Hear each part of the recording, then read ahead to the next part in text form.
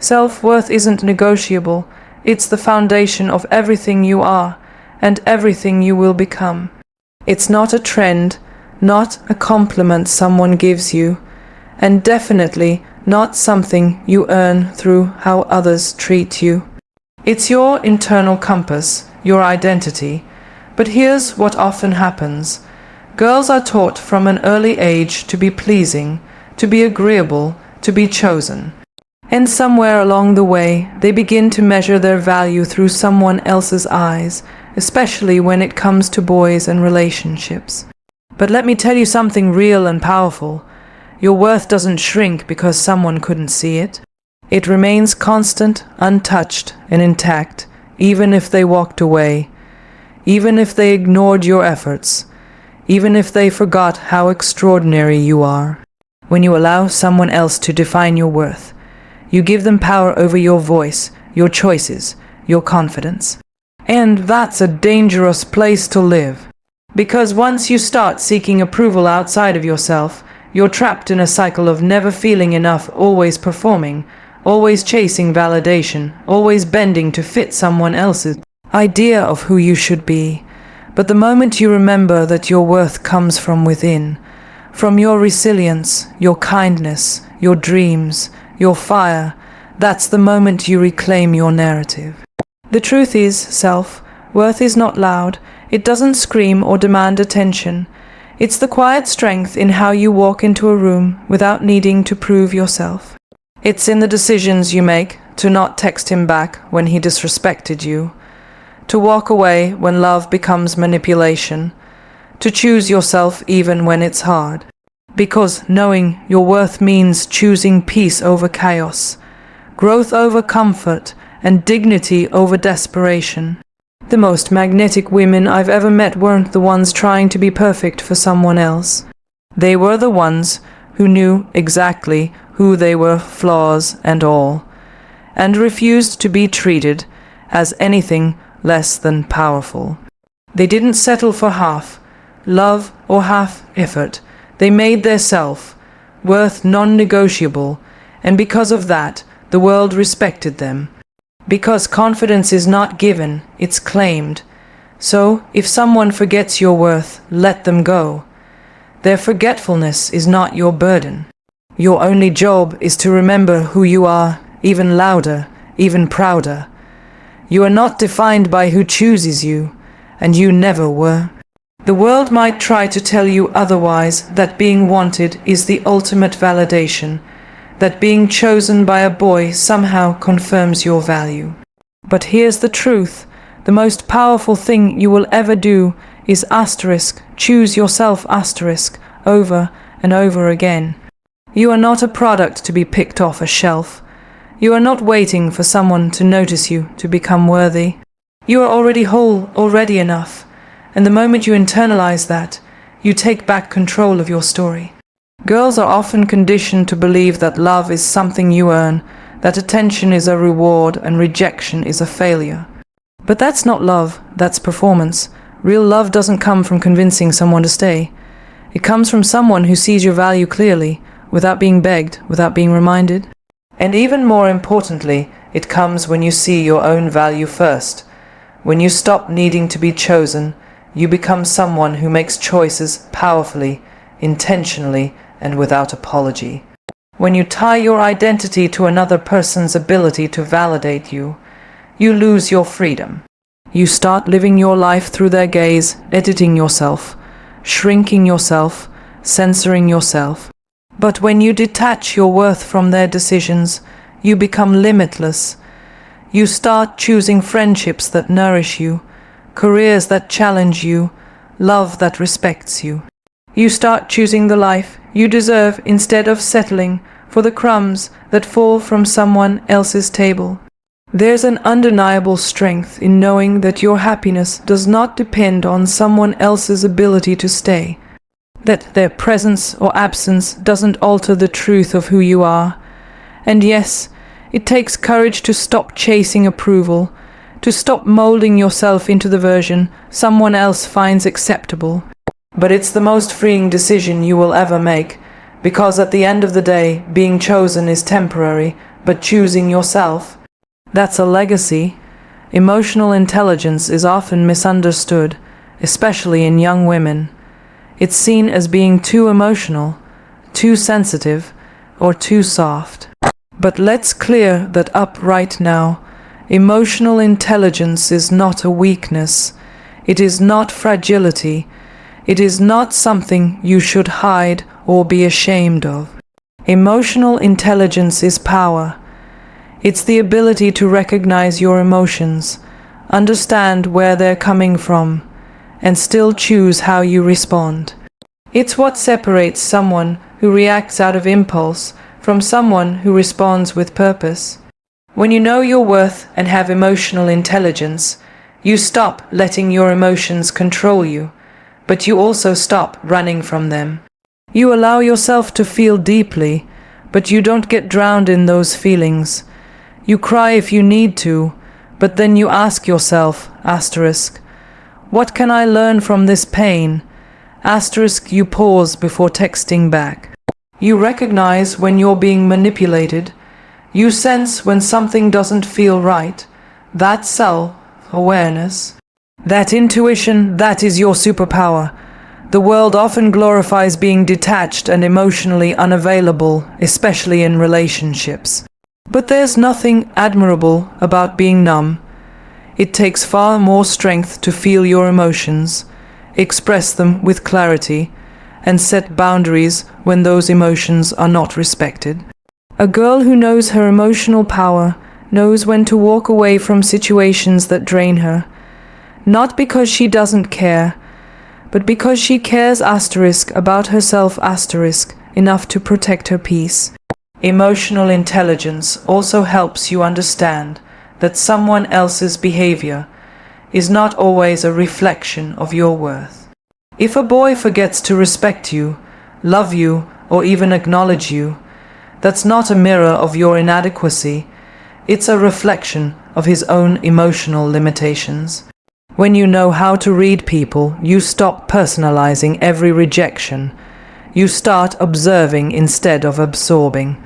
You stop saying what's wrong with me, and start asking why would I accept less than I deserve? It's not about being cold or guarded. It's about being wise. Emotional intelligence teaches you to love with your heart and your mind. It keeps you grounded. It keeps you whole. It helps you make choices not from desperation, but from discernment. And that is a trait that will serve you far beyond romantic relationships, in your career, your friendships, and your future. So no, you're not too emotional. You're tuned in, you're aware. And in a world that tells you to shut down, to be quiet, to not feel too much, being emotionally intelligent is one of the most radical acts of power a woman can embody. Crying is not a sign of weakness. It is a sign that you've been strong for too long. It is your body's way of releasing emotion, your soul's way of processing hurt, and your mind's way of making space for healing. But what truly matters is what happens after the tears. Because while crying is natural, staying broken is a choice. Pain is inevitable in life, heartbreak, betrayal, disappointment, but what defines you is not the pain itself. It's how you respond to it. Too many girls believe that once they've been hurt, they're somehow shattered permanently, that the sadness they feel now will become their new normal. But that is a lie. Pain tells you to keep you stuck. You can feel the sadness. You can lie in bed and cry for hours. You can scream into a pillow, but eventually you must get up. You must choose yourself again, because staying in the place where someone broke you only gives their absence more power than it deserves. The truth is, pain is a great teacher. It shows you what you value, what you deserve, and where your boundaries were too soft. But it's not meant to be a home. It's meant to be a passage. You don't build your identity around your suffering. You rise from it. That rise is where real strength is born, not in pretending everything's fine, but in allowing yourself to fall apart. then choosing to rebuild stronger, wiser, and more self-aware than before. Every girl who has ever cried over someone who didn't value her, know this: you weren't wrong for loving. You weren't weak for caring, but you are too powerful to stay broken for someone who wasn't strong enough to hold your heart. And maybe, just maybe, that heartbreak was the universe's way of redirecting you to yourself, to the girl who deserves more, to the woman you're becoming. You are allowed to mourn what could have been, but don't let it stop you from becoming all that still asterisk can be. Cry, cleanse, then climb, because your tears aren't the end of your story, they're the beginning of your transformation. Relationships are meant to be a source of strength, not a site of struggle. They should elevate you, not exhaust you. They should be a reflection of mutual respect, not a cycle of emotional imbalance. When a relationship consistently makes you question your worth, abandon your priorities, or silence your voice, it's not love, it's self-sacrifice disguised as connection. And the hard truth many girls have to learn is this: if a relationship is costing you your peace, your confidence, and your identity, it's too expensive. You weren't born to complete someone else's story. You're here to live your own. A healthy relationship doesn't shrink your dreams, it supports them. It doesn't demand you to change to be lovable. It loves you as you grow. If being with someone constantly leaves you feeling insecure, confused, or unseen, that's not passion, that's emotional imbalance. You don't owe loyalty to someone who gives you inconsistency in return. You don't have to stay just because you once hoped it would get better. Hope doesn't heal what someone else refuses to fix. Many young women are taught to be the fixer, to hold on a little longer, to forgive endlessly, to prove their love through patience and suffering. But relationships should not be a battle you fight alone. Love is not supposed to hurt more than it heals. And you are not supposed to play therapist, mother, and girlfriend all in one. If you're constantly giving and receiving little to nothing in return, emotionally, mentally, or spiritually, you're not in love. You're in survival. You deserve a love that mirrors the love you give, a love that nurtures, listens, challenges you in healthy ways, and shows up without having to be begged. You deserve someone who doesn't just fall in love with your beauty or your potential, but who deeply values your heart, your mind, and your journey. And most importantly, you deserve a relationship that doesn't distract you from your purpose, but fuels it. Don't let loneliness convince you to romanticize disrespect. Don't let your desire to be loved cloud your judgment of what love actually feels like. Being alone is far better than being undervalued. Because being alone with peace, ambition, and self-respect will always be more fulfilling than being together with someone who makes you forget who you are. The right relationship will never force you to compromise your self-worth, so stop fighting to be enough for people who aren't even showing up for you. Let them go, not because you don't love them, but because you love yourself enough to walk away from anything that doesn't grow you. When you know your value, you stop asking people to see it. You expect them to, and you walk away when they don't. Knowing your worth isn't arrogance, it's not pride, it's clarity. It's the deep, unshakable understanding of what you bring to the table: your kindness, your loyalty, your ambition, your energy, your dreams. And when that awareness clicks into place, something powerful shifts. You stop negotiating with disrespect. Girls who know their value don't entertain half effort or mixed signals. They don't confuse attention with intention. They understand that being desired isn't the same as being respected. And most of all, they know that love without consistency, without truth, without growth isn't love. It's a performance. The moment you decide that your worth is non-negotiable, you set a standard. And standards are not walls. They're boundaries. They're the line between what you allow and what you no longer tolerate. We live in a culture that often teaches girls to be humble to a fault, to downplay their intelligence so they're not too intimidating, to hide their power so they're more approachable. But here's the truth. When you lower your standards to make someone else feel comfortable, you don't empower them. You disempower yourself. You start teaching people that you're willing to accept less, that your time, your heart, and your energy are up for discount. But the girls who rise, the women who lead, don't beg to be seen. They show up already knowing their value. They are the ones who walk into a room and don't need validation to feel secure. They are the ones who can say no without guilt, walk away without resentment, and love without losing themselves in the process. Because their worth isn't based on what they receive. It's rooted in what they believe about themselves. And here's the beautiful part. Once you start living from a place of worth, the world responds. The wrong people disappear, and the right ones rise to meet you at your level. You start attracting opportunities, relationships, and friendships that match the standard you've set. Not because you're chasing them, but because you've created space for them by refusing to settle. Setting the standard is about alignment. It's about choosing yourself without apology, about showing up in relationships with a full cup, not hoping someone will fill the emptiness, but offering connection from a place of wholeness. That's where your true power lies, not in being chosen, but in being so grounded in your worth that you only entertain what honors it. Healing is not about pretending the pain didn't happen.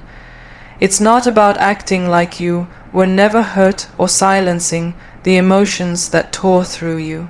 Healing is about reclaiming your power piece by piece, step by step, until you are no longer defined by the wound, but by the strength it gave you. When someone forgets your worth or mistreats your heart, you don't need to prove how much they hurt you to validate your pain. You don't need to perform your suffering for the world to see. Healing is not a show. It's a sacred process. There's a moment every girl reaches after heartbreak, betrayal, or rejection where she realizes something powerful. She doesn't need closure from the one who broke her. She doesn't need apologies that may never come, or explanations that still wouldn't make it right. What she needs is to come back home to herself, to stop trying to be understood by the one who misunderstood her, to stop wasting energy trying to make someone regret losing her. The real win isn't making them remember your worth, it's remembering it yourself. And that's where true healing begins. Not with revenge, not with rebound, but with reflection, with learning the lessons buried beneath the hurt, with asking yourself not, why did this happen to me? But what is this here to teach me? Because healing doesn't just repair you, it reintroduces you to yourself. It reconnects you to the version of you that existed before the pain, and then transforms you into someone even stronger, even wiser, even more unapologetically whole. A girl who is healing is not weak, she is dangerous in the most beautiful way. She no longer needs validation to feel seen. She no longer settles for breadcrumbs because she now knows she deserves the full feast. She's no longer fighting to be loved by someone else. She's learning to love herself deeper than ever before. And that self-love becomes her armor. It becomes the filter through which she views everything, her choices, her standards, her future. You see, when you're healed, you don't need to prove your pain. You move with peace. You walk away with grace. You protect your space not out of bitterness, but because you've finally realized that your energy is sacred. You've come too far, cried too many tears, rebuilt too many times to allow someone to enter your life and take you back to who you've outgrown. So don't worry about proving anything to the ones who forgot you. Let them forget. Let them go. Because you're busy remembering who you are. You're busy rising, and that's the kind of healing that changes everything, not just your heart, but your entire life.